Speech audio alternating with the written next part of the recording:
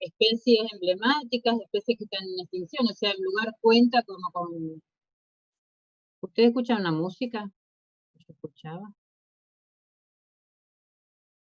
No, bueno, lo saqué al video porque yo escuchaba una música ensordecedora, pero de acá saqué el otro día de la charla de Lucía una cita que ella pone y que en realidad me parece que viene muy bien para hablar de este lugar. Ella puso en una parte de su presentación que el paisaje es un interesante punto de encuentro entre ética y estética. En él se encuentran entrelazados con fuerza naturaleza y cultura, pero también las dimensiones éticas de un uso práctico de la naturaleza y las propias de una experiencia y configuración estética. Esto me interesó, me gustó cuando ella lo puso, porque Iberá, yo siempre a nivel internacional sobre todo, tiene como un logo, que es un lugar de producción de naturaleza. Ellos producen naturaleza, es una frase que hace muchísimo tiempo todos los grupos que trabajan ahí la vienen llevando y que bueno, lo vamos a ver en varios puntos. ¿Qué significa esto de producir naturaleza en Iberá? En realidad, hoy en día, acá alguien preguntó con respecto a otro sitio, yo noté por acá el tema de las figuras legales y todo lo demás. Si quieren un lugar complicado para estudiar, pueden irse a los esteros de Iberá, porque sobre esos esteros, sobre ese enorme humedal donde hay personas viviendo, donde hay muchísimos intereses, a su vez se han sumado o se han superpuesto como capas en un GIS de estos que hacen los que hacen mapas, diferentes intereses. Por ejemplo, todo lo que sería el parque Iberá, esto grande que estamos viendo acá, que ya vimos que se ve desde un satélite, que eso es una unidad en sí misma. Ese parque tiene diferentes figuras. Esto es una imagen de hoy en día, pero no es la imagen que yo, en realidad desde el año 95, voy todos los años, porque trabajo con cocodrilos, porque es un lugar para cocodrilos, pero también porque es un lugar que desde el principio uno quiso ver cómo iba a evolucionar, porque uno tenía muchas dudas de cómo este paisaje y la gente que estaba dentro de ese paisaje iba a poder sostener el tiempo. Esto tiene que ver con una anécdota que en el año 96, para una Semana Santa, se nos ocurrió a media Argentina caer en el Iberá. Y de repente nos encontramos en el único camping que había, grupos de gente de aves argentinas, éramos como 500 personas, sin infraestructura, sin baños, todos en carpa. Fue realmente un desastre como experiencia para todo el parque. Entonces, a partir de ahí, de hecho, hay personas que estuvieron en ese grupo de todos los que caímos ese día ahí, que hoy en día viven en ese lugar, que eligieron vivir, porque todos esa vez es como que sentimos la preocupación de lo que podía pasar con ese lugar, y hoy en día está así. Es un parque enorme, de más clarito, una figura, digamos, una superficie muy grande, que son más de 450.000 hectáreas o 550.000, que es el parque provincial, y después van a ver que tiene un parque nacional, que acá está en verde oscuro, que está cortado en pedazos. Y esto tiene que ver con la historia de este sitio y cómo se fue, estos lugares que están cortados en pedazos son y este. Eso es parque nacional, no es un parque nacional con una sola extensión comunicada, sino que es un parque nacional dividido en 4 y que tiene que ver con cuestiones, pero entre las cosas que tiene que ver con digamos, intenciones privadas. Esas son las áreas que compró Tompkins, que a lo mejor habrán escuchado hablar, que era un empresario textil que en un momento de su vida vio la luz y decidió que no quería ser recordado como un empresario textil y se dedicó a la conservación y empezó a comprar tierra. Es muy cuestionada su figura, en muchos lugares donde él llegaba a un lugar, murió lamentablemente en un accidente de kayak hace un tiempo, pero la fundación continúa. Cuando él llegaba a un lugar empezaba inmediatamente a comprar tierras, y obviamente el parque provincial eran tierras fiscales, él no pudo comprar esto, empezó a comprar, los vecinos empezaron a dudar en este lugar, pero finalmente todas esas tierras, como siempre fue su objetivo, fueron donadas a parques provinciales, pero por la mecánica inmobiliaria terminaron siendo 4 parches separados que están en relación con el parque provincial. Es muy interesante para los que le interesa el proceso de formación de lo que hoy en día es el Parque Nacional Iberá, la Reserva Iberá, el Parque Provincial Iberá, todo esto, digamos, como capa sobre la misma área. El lugarcito que yo elegí para hablar, porque podría haber elegido varios lugares. Vamos a ver que los esteros tienen hoy en día 4 portales básicamente para entrar. Uno es el portal Iberá, pero por ejemplo acá en el norte está el portal de Galarza, que se accede desde un lugar que se llama Puerto Valle, que también está muy cerca de Yacyretá. O sea, hay muchísimos lugares que uno puede ingresar. Yo voy a ingresar hoy en este paseo que vamos a hacer por este paisaje que me interesa, solamente por Iberá, a un lugar que se llama Colonia Carlos Pellegrini, acercándome, que es este lugar que es un paisaje insular, pongo entre comillas porque en realidad son distintas márgenes de diferentes sistemas de un humedal muy grande, ¿sí? O sea, no son islas estas como tales, pero sí se comportan, se ha comportado históricamente la sociedad como si estos lugares fueran diferentes islas. En realidad son los dos lados de una laguna, en este caso. Voy a acercarme más, y así era Colonia Carlos Pellegrini la primera vez que yo llegué. Entonces, la preocupación de esta típica colonia en forma de damero, dirían los urbanistas ahí, era que con todo ese turismo que empezó a llegar en el año, ya les cuento, 96, cuando yo llegué por primera vez, esto se transformara, creciera, porque uno vio un potencial enorme para esa zona y también vio muchos intereses que estaban jugando en el lugar. Como saben, Google nos permite ver fotos de muchos años. Esta es foto del 2005, y esta es la foto de hoy. Afortunadamente, Colonia Carlos Pellegrini, más arbolada, pero se sigue prácticamente manteniendo como estaba en ese momento. Entonces uno se pregunta cómo hizo esta comunidad, que en realidad tuvo un desarrollo turístico muy importante en torno a su naturaleza para conservarse de esta manera. Si uno recorre hoy en día todo el pequeño poblado, porque es muy pequeño, lo podemos recorrer caminando sin ningún problema, ellos tienen una serie de calles, las calles, todo es muy pintoresco, todo es de tierra, no existe el asfalto. De hecho, el asfalto más cercano está a 80 kilómetros del lugar. Eh,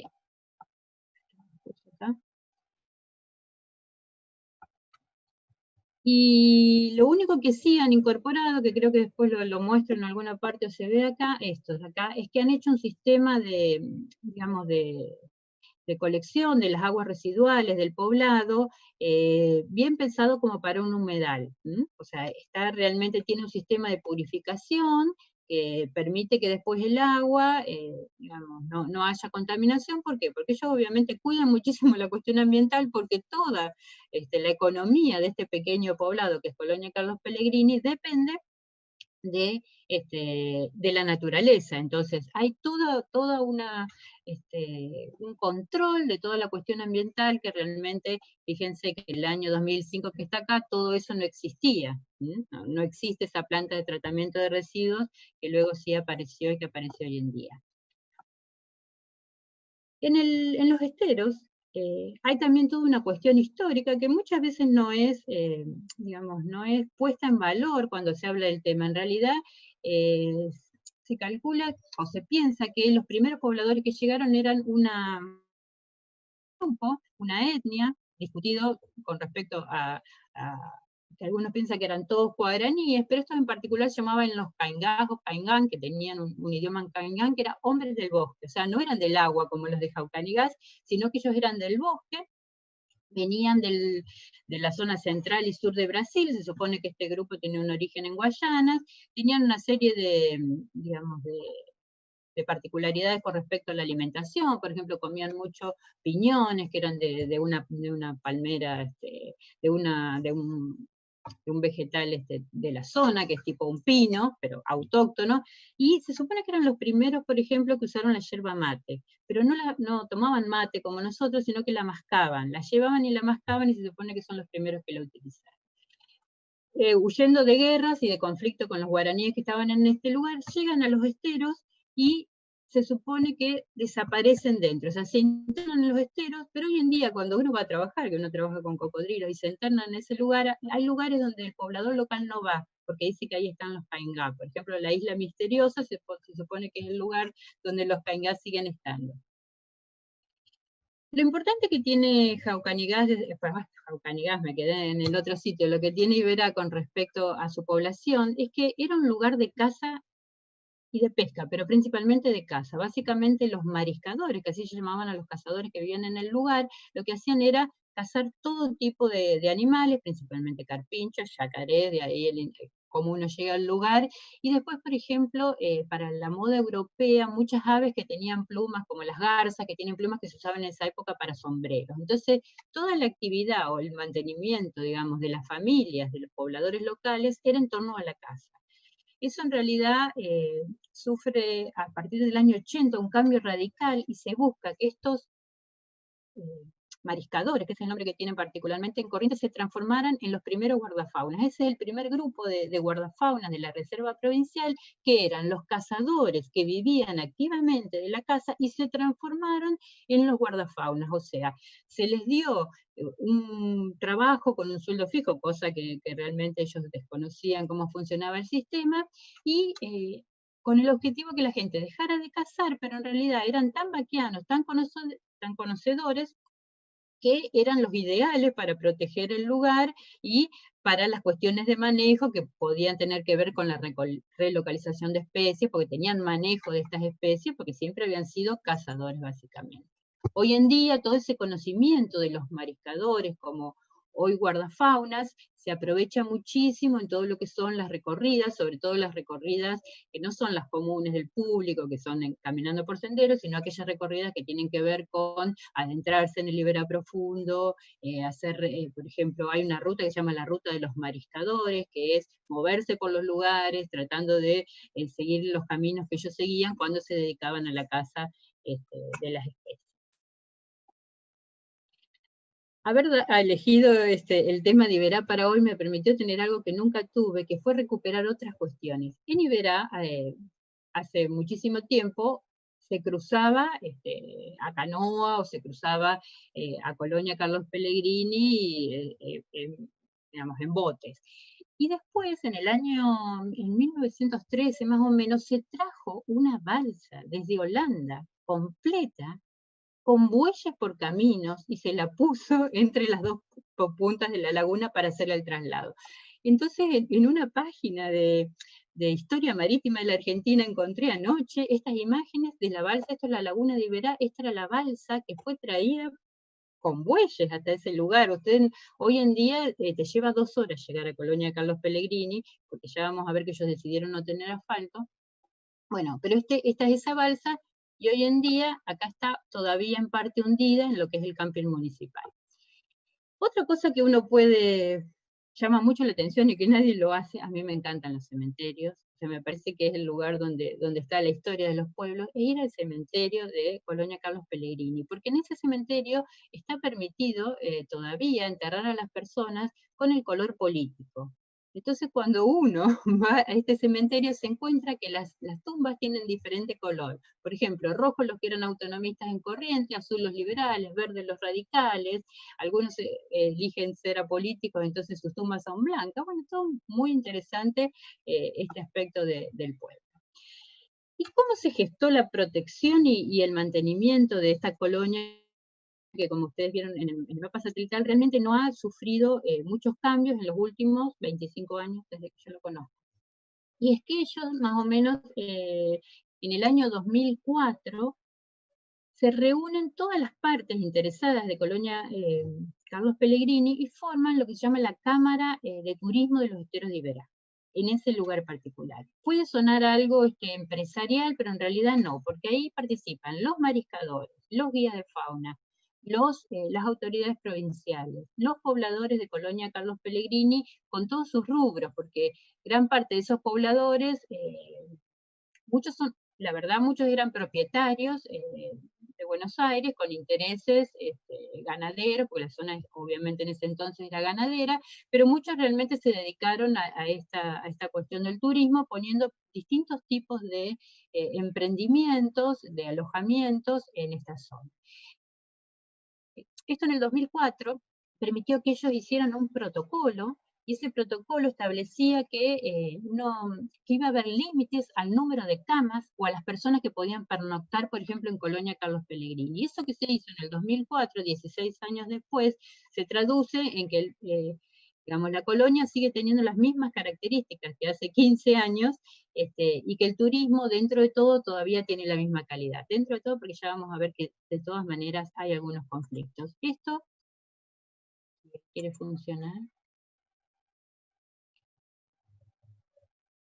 Desde 1912 que funciona la colonia, hoy en día tiene 90 habitantes, nada más, cuando uno podría pensar que podría haber un éxodo de personas buscando actividad, pero no, siguen estando los mismos pobladores, tienen un sistema con respecto a las parcelas, o sea, no hay venta de propiedades como tal, ni se puede parcelar, ni se puede construir, tienen claramente lo que hablaban en las otras presentaciones, que es la cuestión del ordenamiento territorial, ellos la han consensuado entre todos, y reciben 25.000 visitantes anuales. Ahí empezaron los conflictos. Esta cámara que se formó fue muy, digamos, respetada durante mucho tiempo, pero ya hace unos años algunos integrantes de la Cámara empezaron a pedir que se habilitara más turismo, que se permitieran pernoctar a más personas, que se estimulara la llegada de personas, y algunas de las personas de esta Cámara no estaban de acuerdo con eso, incluso se separaron y son ahora algunos emprendimientos que se llaman de este tipo, Iberá Salvaje o Naturaleza Salvaje, que se fueron del poblado a otros lugares, porque realmente en los últimos años, cuando uno paseaba por los senderos, tanto de día como de noche, parecía Florida. O sea, uno de repente se encontraba en un lugar que era natural y había muchísimas personas. Esos 25.000 habitantes para la Cámara son de lo que Iberá podría recibir o de lo que Colonia, Carlos Pellegrini podría recibir. Y bueno, eso está generando en este momento muchísimos conflictos. Como estoy acercando a los 20 minutos, hay un montón de actividades muy organizadas, además de la organización de esta Cámara, ellos tienen todo organizado, todo consensuado entre todas las partes que participan. Hay un montón de emprendimientos de tipo de turismo rural. Uno puede alojarse desde un rancho de Piri, como el que estamos viendo, que es típico, hasta un hotel de 5 estrellas, pasando por ejemplo, en uno de los portales de Iberá tenemos el Hotel Puerto Valle, que pertenece a uno de los desarrolladores de las vacunas de COVID en la Argentina, que son dueños de laboratorios con jardines diseñados por el estudio TAIS. O sea, la cantidad y la variedad de posibilidades de alojamiento es realmente muy grande y muy llamativa, lo que atrae muchísimo al turismo. Tienen todo un desarrollo de artesanías con materiales y con elementos de la zona, y tienen sobre todo, que es lo más llamativo, sobre todo para el turismo extranjero, la gastronomía típica de Iberá Correntina, con productos que se hacen en el lugar, pero ellos tienen capacitación de todas las personas que cocinan, gran parte.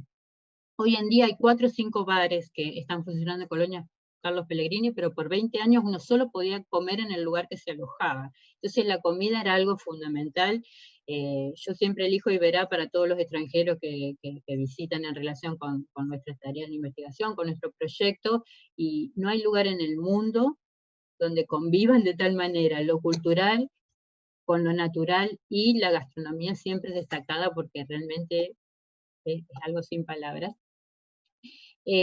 Además, sobre todo sobre Carlos Pellegrini, del que estamos hablando, está acá. Fíjense que se han hecho muchísimos trabajos de esto de la producción de naturaleza. O sea, se ha trabajado muchísimo para mejorar, para reintroducir especies que habían desaparecido. Ahí tenemos los ejemplos más exitosos, que son los de oso hormiguero, los de venado de las pampas, que son especies en extinción, los de yaguareté, que ahora les voy a mostrar una instalación que se hizo, aguaraguazú, pecaríes de collares, tapires, y ahí falta el dibujito, me quedó abajo, pero moitú, que es un ave también emblemática de la República Argentina.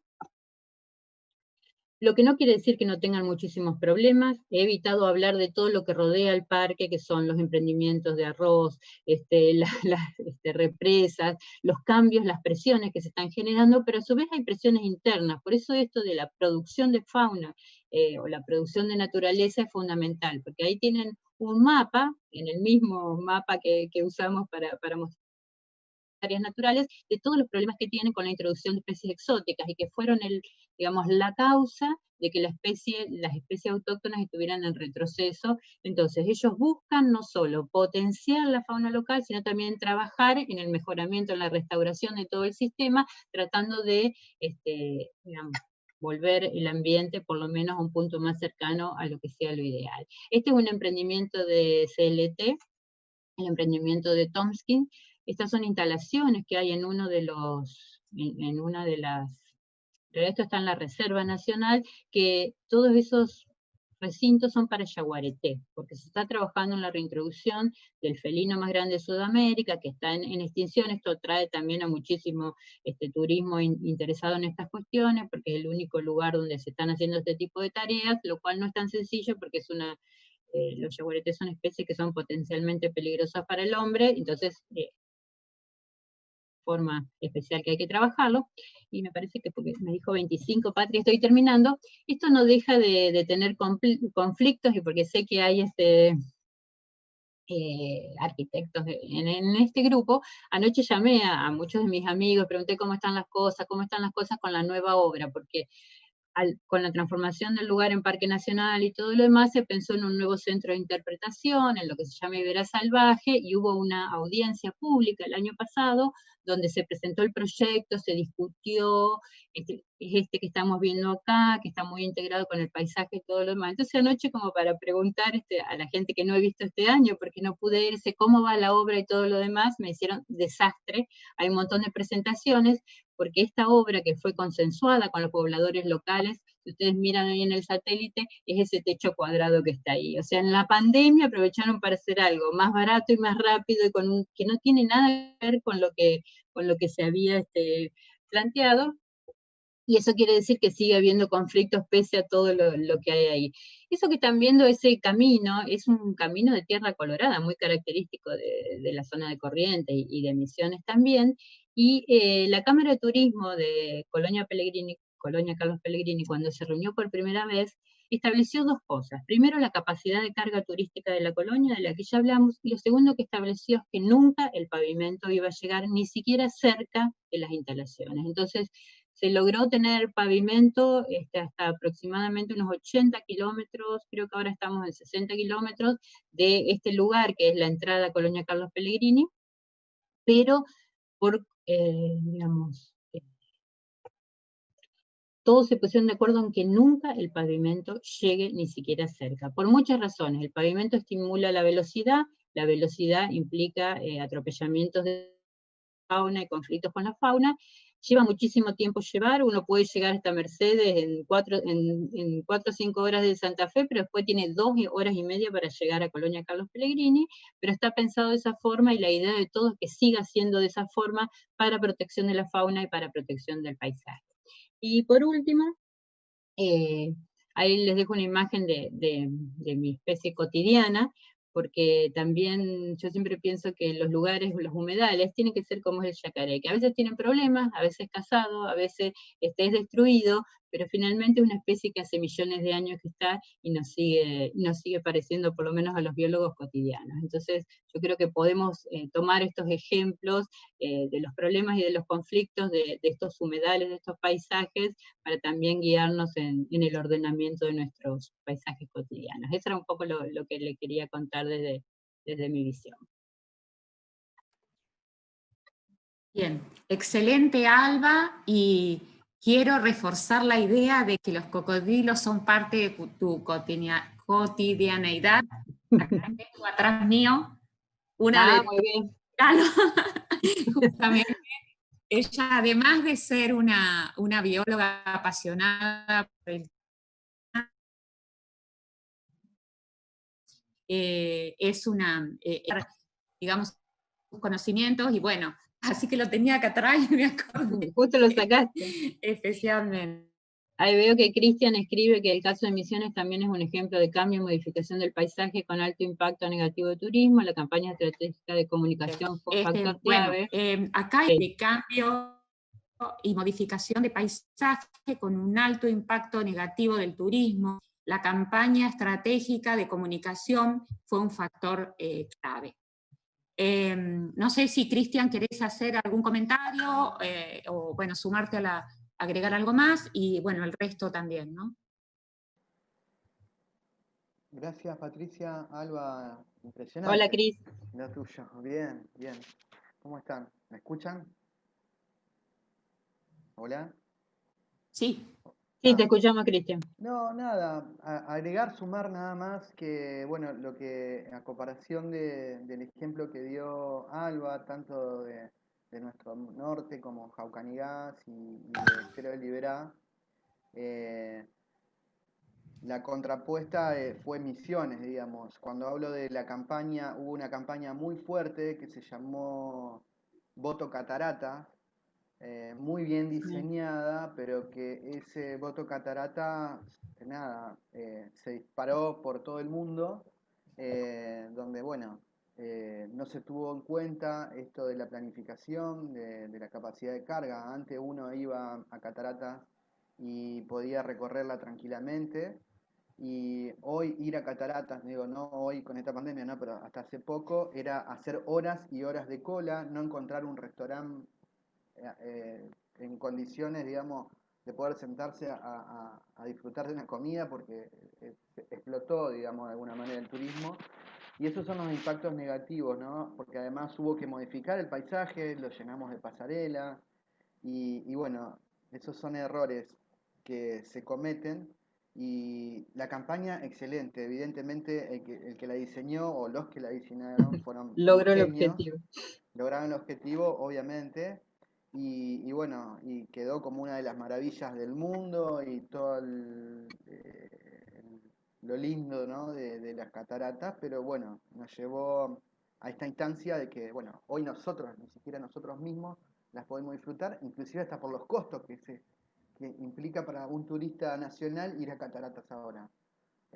Con una mirada al turismo extranjero, y bueno, también se cometen errores. Pero el caso puntual de Iberá, que también lo sigo y lo conozco muy bien, es uno de los ejemplos, ¿no? Cómo la conservación, no solamente del aspecto natural, sino cultural también, cómo se trabajó con la gente, con los lugareños, es la mejor manera. Un poquito así venimos también con Jaucanigás y otras áreas de nuestra provincia, otras ecorregiones, como en el norte, al lado del oeste, ya para el lado de Santiago, departamento 9 de Julio, también con algunas cuestiones que hoy los bajos están sufriendo también sus modificaciones, ¿no? Con esto de los incendios y las sequías y demás. Pero bueno, nada, saludarlos, y esa era mi pequeña eh, intervención. Gracias, Patricia. Y ahí lo veo, Enrique, también un saludo. Sí, sí. A ver, yo creo que acá una de las cuestiones, y también la vi por ahí a Ana Copes, que no sé si sigue, un poco que es una de las responsables del espacio. Acá está. Un poco lo que, digamos, nos parece que el valor de este espacio que se ha creado justamente es poder traer estas miradas latinoamericanas de gente que está estudiando y trabajando desde la perspectiva integral del paisaje, el caso de Francisco, el caso de Fanur, y poder hacerlos dialogar a partir, digamos, de la mirada también experta de Lucía Pesci, y bueno, y un poco iluminar y generar un diálogo transversal que se corra un poco de las disciplinas. Por eso era importante la participación de Cristian. Él es un experto en turismo y tiene, digamos, una gran trayectoria incluso en el gobierno de la provincia de Santa Fe. Y bueno, entonces poder hacer dialogar todas estas miradas integradoras, no solamente desde la conservación, sino también en esta tensión que decimos que es necesario, y bueno, y se ha puesto de manifiesto, es imprescindible manejar entre conservación y desarrollo. Así que, bueno, un poco me parece que la diversidad, digamos, de personas que estamos sentadas acá, me parece que habla un poco del objetivo que nos propusimos, y me parece que se está, en cierta forma, logrando.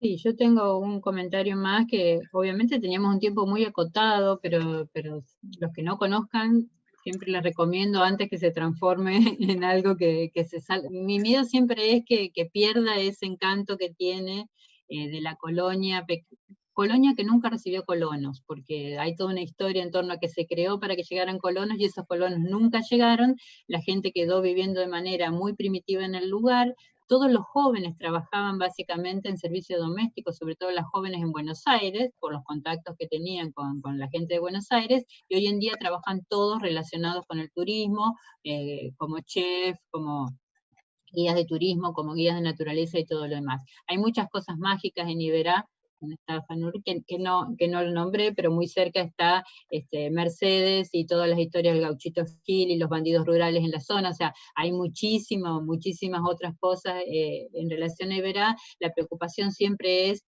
que esta presión, digamos, de que lleguen en algún momento a salirse de esa capacidad de carga, que de hecho ha hecho que gente que estuvo en su primer momento en esta cámara, que se llama Cámara de Turismo, pero les puedo asegurar que es básicamente una asamblea popular, que tiene una página donde ponen todos los mails y todas las cartas que ellos se mandan y mandaron. Entonces es muy interesante entrar a mirar porque se ve la historia, de dónde sacan ellos la idea para hacer la capacidad de carga, la sacan de Colonia, Villa General Belgrano, copian un estatuto, o sea, hasta con la tipografía. Uno ve en esa historia de ellos cómo se gestó en los pobladores esto de tratar de mantener su poblado como era.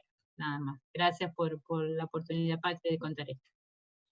Bien, no, seguro que uno se queda con ganas de saber más, pero bueno, un poco esa era la idea, quedarnos todos con ganas y bueno, que también esto sea también un espacio más dentro de tantos otros. Pero bueno, ahora venimos a la parte, digamos, local, al caso local, en cierta forma en donde estamos varios de nosotros involucrados, a partir, digamos, de este territorio que denominamos microrregión insular, y que bueno, va a empezar a contarlo Ricardo Sciavedoni, si es que puedo compartir acá la presentación. Bueno, Ricardo Sciavedoni es, a ver, un segundo. Bueno, también conocido como Pato. Como Pato Sciavedoni, quería hacer la presentación, pero bueno. No puedo compartir pantalla. Ricardo Sciavedoni es arquitecto, investigador y extensionista de la Universidad Nacional del Litoral. Ha trabajado, o sea, es maestrando en la Universidad del Litoral y ha desarrollado, también es proyectista ambiental de la primera época del año 91 o 2, y bueno, y trabaja, es profesor de urbanismo, y bueno, y desde esa mirada disciplinar es que, bueno, que va a ser esta presentación que bueno, que invitamos que comience. Pato. Gracias, voy a ver si puedo compartir pantalla. ¿Se escucha bien? Porque ando con problemas de señal. Sí. ¿Sí? ¿Se escucha bien? Sí.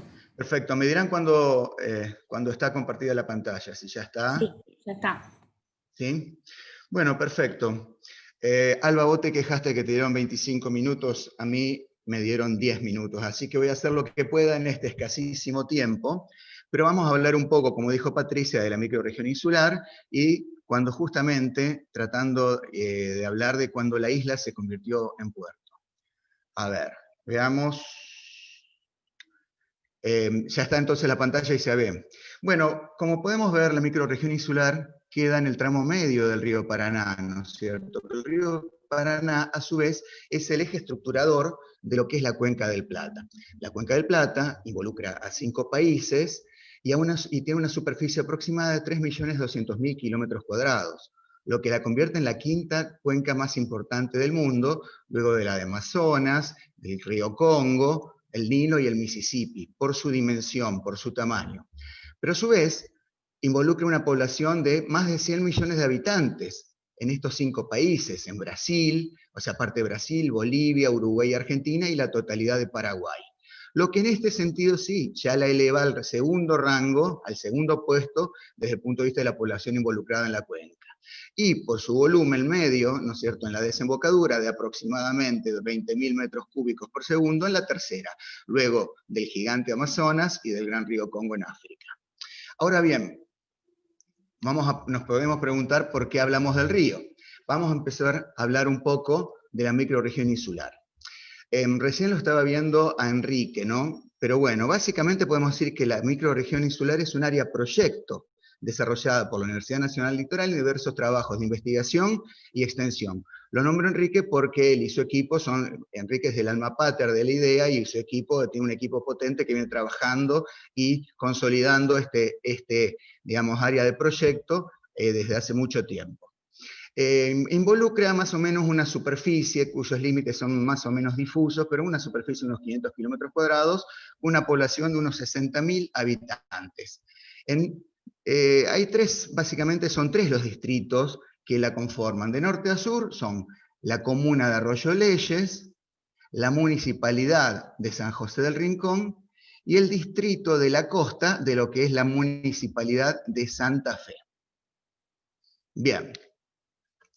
Vamos a hablar un poco del territorio que está conformado en esta microrregión insular. Para eso vamos a decir que el territorio lo entendemos como la consecuencia de interacción permanente e histórica de la sociedad y su hábitat ecológico. Estamos hablando entonces de que es producto de transformaciones dinámicas, tanto naturales como antrópicas. Vamos a las primeras, a las transformaciones dinámicas naturales. Aquí, y por eso empezamos hablando de ríos, del río Paraná y de la cuenca, porque lo que es determinante en el territorio es la geoforma fluvial.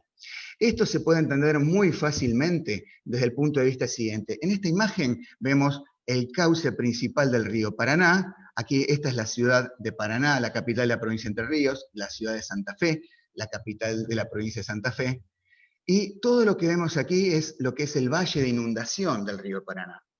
Esta imagen satelital está capturada en época de bajante. Ahora, ¿qué pasa en una época de creciente normal? No de inundación, se transforma en esto. Es indudable que cuando hablamos de transformaciones dinámicas naturales, la preponderancia que toma el río en la conformación del territorio es fundamental. Ahora bien, también estábamos hablando de transformaciones dinámicas antrópicas. Bien, aquí voy a hacer uso de una frase que me encanta, que es de Henri Lefebvre, que él habla que la ciudad es la proyección de la sociedad sobre el territorio. Pero él después dobla la apuesta y dice, pero la sociedad no es la sociedad local, sino la proyección de la sociedad global sobre el territorio. ¿Y cómo influyó en la transformación de este territorio la sociedad global? A principios del siglo pasado, cuando, digamos, en el comercio internacional, la División Internacional del Trabajo, Argentina asume el rol de país agroexportador. Para ser un país agroexportador necesitas trenes para mover, ¿no es cierto?, justamente el producto del campo, y puertos para que todo ese producto llevado por los trenes se transporte a Europa. Bien. Eso nos lleva a la construcción del puerto ultramar aproximadamente en 1910, produciéndose una de las más grandes transformaciones territoriales de todo el litoral argentino. Aquí podemos ver, esto es un plano, digamos, el dibujo es una reconstrucción, el anterior, ¿no es cierto?, es una reconstrucción artística de una arquitecta que trabaja con nosotros en todos estos trabajos, realiza todos estos estudios. Podemos ver la línea trazada en toda la geomorfología, ¿no es cierto?, de los ríos, de llanura, con sus meandros, con sus, ¿no es cierto?, sus curvas, sus formas orgánicas, una línea recta, absolutamente artificial. Eso se hizo a principio del siglo pasado para unir el cauce principal del río Paraná con la localización del nuevo puerto. ¿Por qué? Porque el puerto es sinónimo de modernidad. Y la modernidad es sinónimo de urbanismo, de ciudad, y la ciudad debería mostrarse como una ciudad moderna, una nueva Santa Fe. Ahora, también esto se realizó con la tecnología disponible en la época. Se trajo mano de obra principalmente del norte de la provincia y de la Mesopotamia. Quizás alguno de ellos, Alba, estuvo en la zona que vos mostraste recién de Liberá. Y entonces, con pico, pala y carretilla, se fue formando un canal, un río artificial que unía el cauce principal con la parte del riacho, ¿no es cierto?, de la laguna Setúbal, ahí en el centro de la ciudad. Un canal artificial de 7 kilómetros de largo, 150 metros de ancho, y que hay una cosa muy interesante, que en este proceso, que es cuando la isla se volvió puerto, toda esta población fue tirando, depositando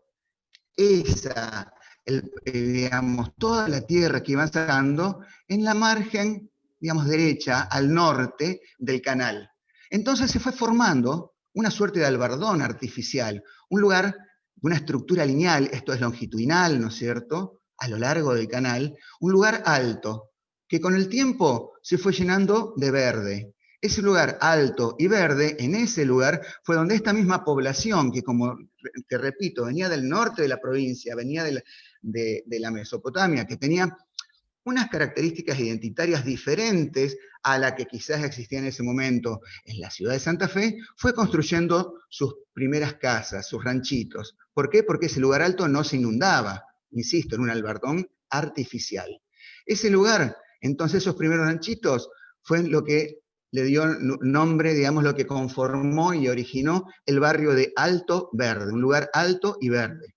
Esta gente, todos estos pobladores, todos estos trabajadores, en un principio trabajaron como estibadores o, digamos, en relación con el puerto de Santa Fe. Pero a medida que el puerto también, por todas estas condiciones globales, de la sociedad global que mencionamos en un principio, fue perdiendo su trabajo, fue perdiendo, digamos, importancia laboral, se dedicaron más a una relación mucho más profunda con la isla y con el río desde el punto de vista, digamos, de una actividad de caza y de pesca. Pero también es muy interesante para nosotros, ya dijo Patri, yo soy arquitecto y urbanista, ver cómo se conformó un espacio completamente diferente a lo que existía. Y aquí podemos ver dos ciudades en una misma ciudad. A la izquierda vemos lo que se denominó en algún momento la ciudad, ¿no es cierto?, la ciudad legal. Fíjense, la ciudad con la trama histórica, con una plaza, la plaza fundacional, la que fue la Plaza Mayor. En torno a la Plaza Mayor estaban los edificios principales, estaba la Casa de Gobierno, el viejo Cabildo, ahora también está el Palacio Legislativo, de Tribunales, perdón, también está la Escuela de los Jesuitas, está también la Catedral. Y el crecimiento que se dio, siguiendo las reglas del urbanismo español, con cordel y con escuadra. Esto es, el damero que hoy mencionó, que muy bien mencionó Alba, la cuadrícula, toda esa forma de crecimiento, de trama clásica de las ciudades españolas. Fíjense como en detalle nomás cómo a partir a la izquierda se puede ver que se continúa la trama, pero mucho más abierta la parte de esta es Avenida Urquiza, de Urquiza hacia el oeste. Las calles son mucho más anchas, porque ya son calles que se debieron adaptar al auto, a diferencia del tejido colonial. Ahora fíjense la diferencia con el tejido que vemos enfrente, en el barrio de Alto Verde. Y vemos la diferencia justamente entre una ciudad planificada y una ciudad espontánea, entre una trama en damero y un trazado orgánico, muy similar al que podemos ver en los trazados medievales de las ciudades europeas.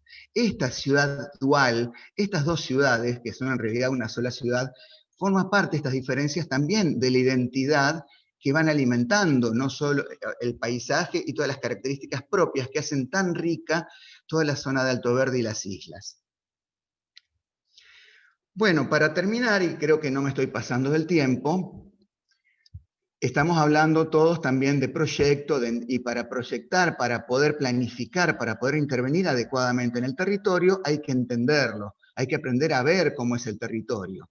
Y dijimos que para ello es importante hacer hincapié tanto en los procesos como en los fenómenos resultantes. Este análisis debe ser procesual y fenomenológico. Fíjense en esta imagen, que claro que se nota la transformación, o sea, en medio de un paisaje caracterizado por los meandros, por las formas orgánicas, están las líneas rectas de la transformación que el hombre hizo en este paisaje, en este territorio. Entonces, hablamos de entender los procesos y los fenómenos que conforman el territorio. Para eso es fundamental que entendamos los pulsos del río. tanto en sus estiajes como en sus crecidas. Por supuesto, y relacionando con lo que habló, es fundamental también empezar a hablar de la biodiversidad que tienen estos territorios. A todo nivel también es importante entender como fenómenos y procesos el complejo sistema de producción del espacio, o sea, toda la intervención que ha hecho la sociedad en estos territorios, todas estas transformaciones. En este plano, que es casi un plano de Noli, donde se ven en blanco todas las intervenciones, queda muy patente todo lo que es, entendiéndolo como sistema, esto es, se ve la estructura, esto es el fenómeno, pero también se puede entender cómo esa estructura tiene un funcionamiento, una dinámica, cómo estamos hablando también de procesos. Aquí nombré algunas cuestiones nada más, pero se ve una infraestructura de transporte, que para que se entienda también lo que es esta microrregión, aquí vemos, esta es la línea, digamos, es la continuación, es la ruta 168, este es el puente colgante, que a través de la provincia de Entre Ríos se llega hasta Brasil, al área industrial más importante de Brasil, llega hasta San Pablo, Curitiba y Porto Alegre. Y entonces estamos, que viene una cantidad impresionante de movimiento, de camiones, de mercancías, todo, por esta clase de infraestructuras de transporte, cruzan la ciudad de Santa Fe, la bordean por la circunvalación y se van a través de la autopista, ya sea hacia el norte o hacia el oeste o el sur, ya sea Mendoza y Santiago de Chile o la zona de Córdoba. Es fundamental tratar de entender toda esta clase de multiescalaridad que tiene el lugar. También es fundamental en la isla entender el sistema de defensas, porque más allá de los controvertidos resultados de todo lo que podamos decir, sino el sistema de defensas, como podemos ver aquí, es lo que posibilitó justamente procesos tales como lo de urbanización de territorios, y como digo, controvertidos porque estamos urbanizando territorios que, entre comillas, se consideran ganados al río, pero es un tema para tratar en tema de todo un congreso eso. Y también cuando hablamos de los sistemas de defensa, hablamos de la posibilidad de desarrollo de áreas urbanas, áreas rurales y áreas rururbanas, que es, digamos, como una interfaz entre ambos sistemas y que poseen características de ambos. Para finalizar, quería nombrar nomás también sistemas productivos en todos sus sentidos. Productivos, ¿no es cierto?, de productos de servicios. Fíjense que aquí también tenemos en tierra ganada, entre comillas, me gusta decirlo, al Valle Inundación del Río, la ciudad universitaria y el polo tecnológico. Y bueno, y tenemos todos los servicios propios de la ciudad de Santa Fe y todo el área metropolitana, pero también tenemos áreas de producción rural, por ejemplo, toda la zona de Quintas del Norte, y luego de aquí, de la parte de lo que es el río Salado hacia el oeste, ya de producción agropecuaria. Por supuesto, también a lo largo de la ruta provincial 1, que se va comunicando con el norte de la provincia también, hay producciones agropecuarias.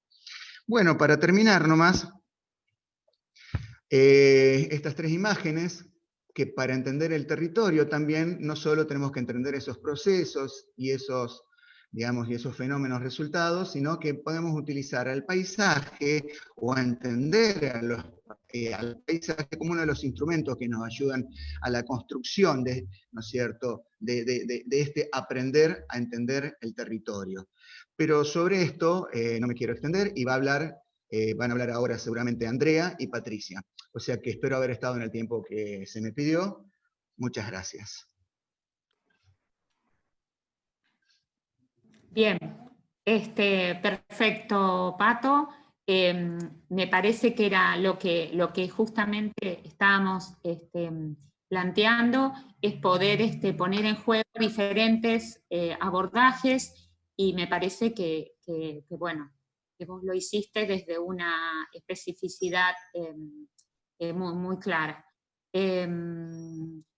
Y bueno, y justamente pusiste, digamos, el tema del paisaje como una de las oportunidades también de entender el territorio. O sea, una de esas posibles lecturas que son las que, bueno, estamos tratando de alentar desde este espacio. Así que no sé si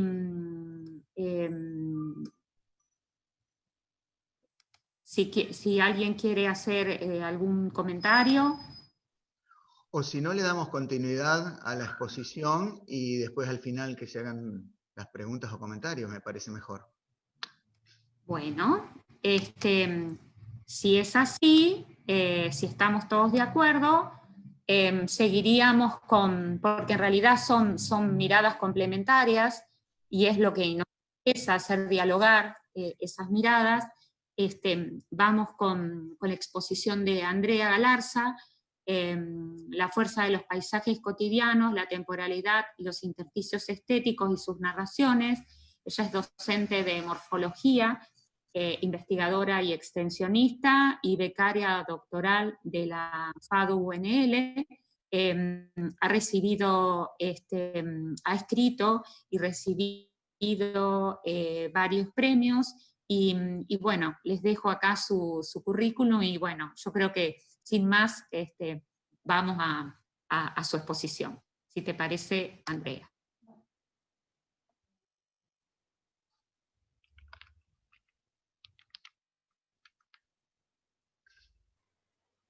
Probablemente voy a bajar el video.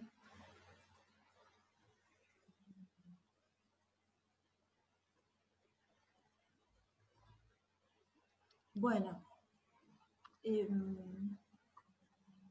¿alcanzan a oírme? ¿Se escucha bien? Bueno, ahora voy a compartir la pantalla. ¿Alcanzan a ver? Patri, ¿se ve bien? ¿Sí?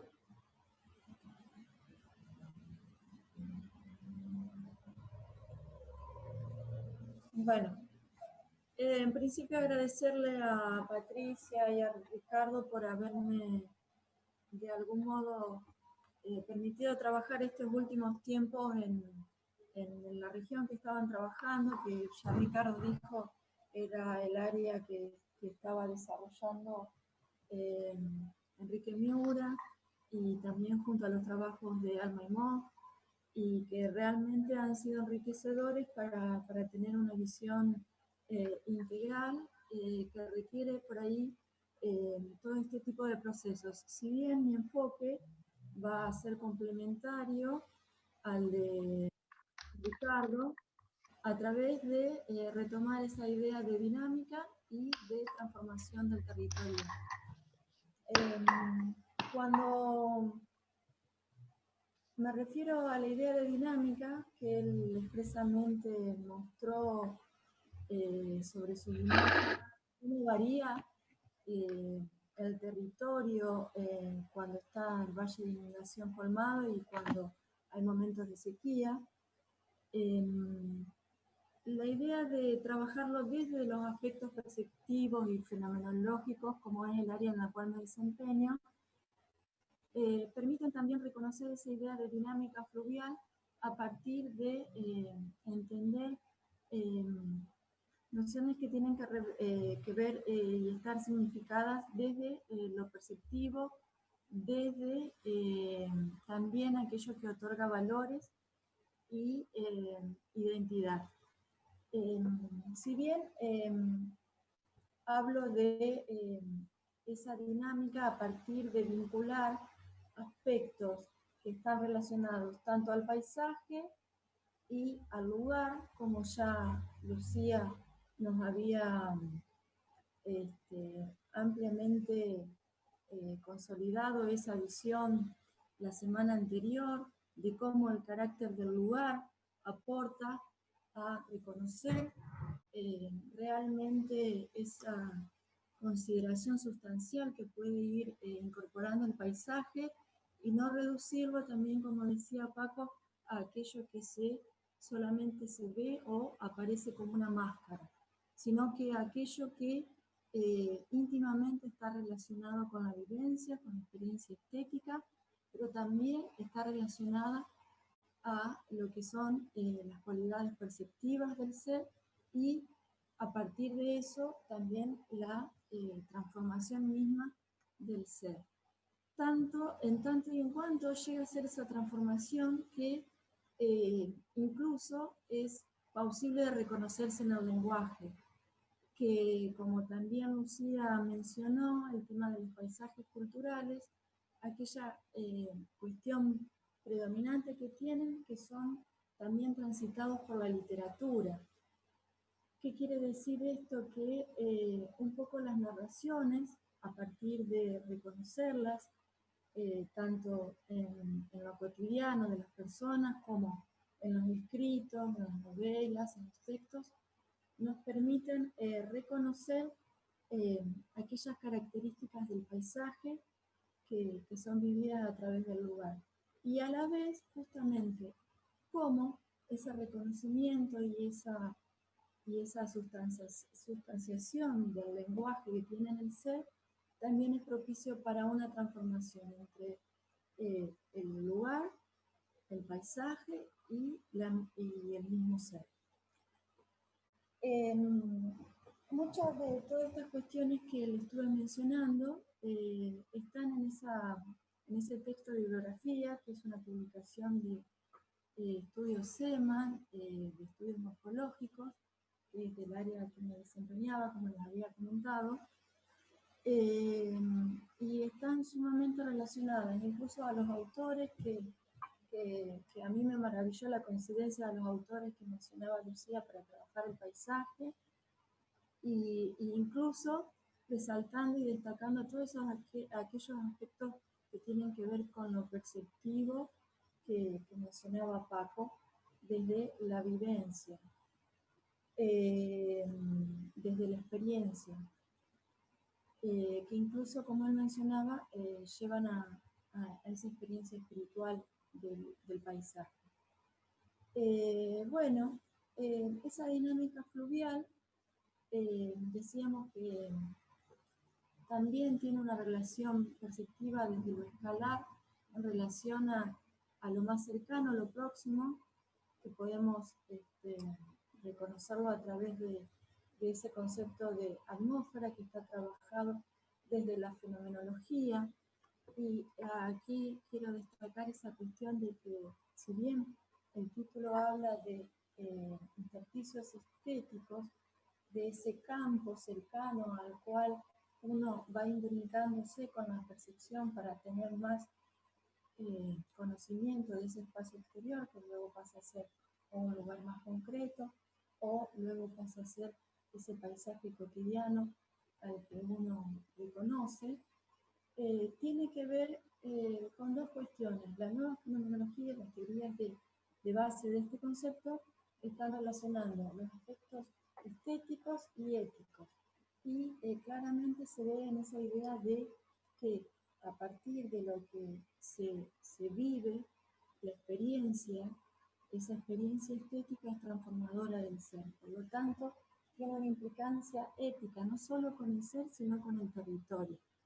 Y de allí, bueno, toda esa cuestión de sustanciación a partir de entender lo que es lo sustentable en el reconocimiento del paisaje a partir de las narraciones.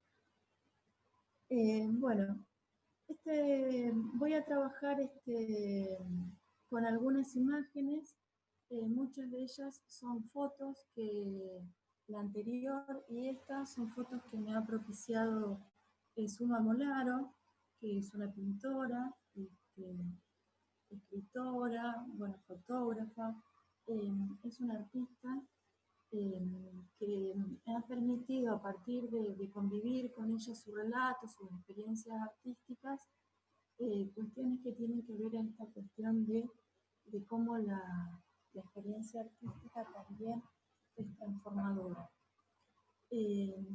Lo interesante de ello es que es un registro documental que tiene a lo largo de toda su carrera, y por lo cual